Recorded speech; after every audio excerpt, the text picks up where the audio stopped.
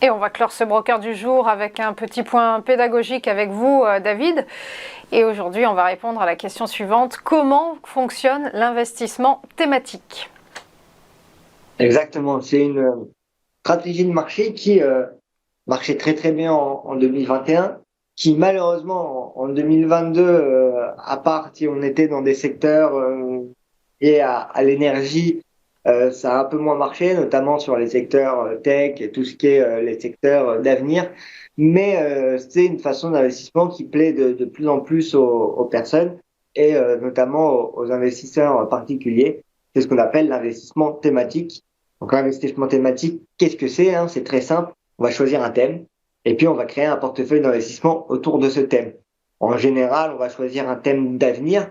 Donc ça peut être par exemple les énergies renouvelables, ça peut être les principales tech, ça peut être le cloud, ça peut être par exemple nous chez Toro, on propose des smart portfolios donc autour de l'investissement thématique et les personnes peuvent choisir en fonction de ce qui les intéresse justement des portefeuilles conçus pour être alloués sur ce thème en particulier.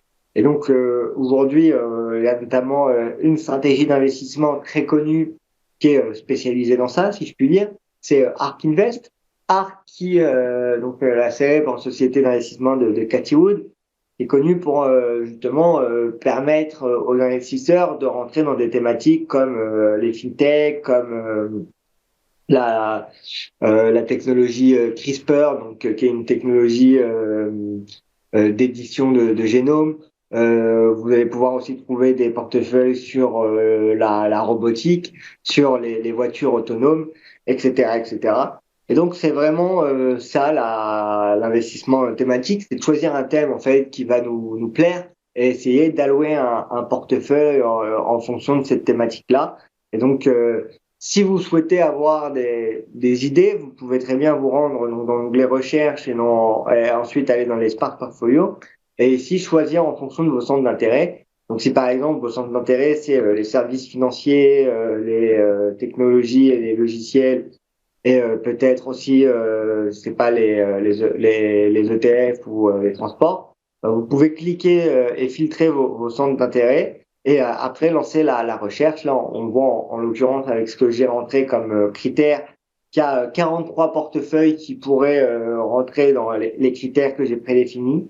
Et donc, après, vous n'avez plus qu'à aller regarder. Par exemple, on regarde le cloud computing. Vous allez pouvoir avoir tout un portefeuille alloué sur les entreprises du cloud, etc., etc. Si vous regardez, par exemple, les énergies renouvelables, pareil, vous allez avoir tout un portefeuille tourné aux alentours des énergies renouvelables pour l'industrie du jeu vidéo, pour l'industrie des secteurs financiers, etc. Donc, vous allez vraiment pouvoir trouver n'importe quelle thématique. Et aujourd'hui, c'est une méthode d'investissement qui permet déjà de se diversifier et qui permet de bien avoir en visuel une thématique de marché bien précise sur laquelle on aimerait être alloué et sur laquelle on aimerait être investi.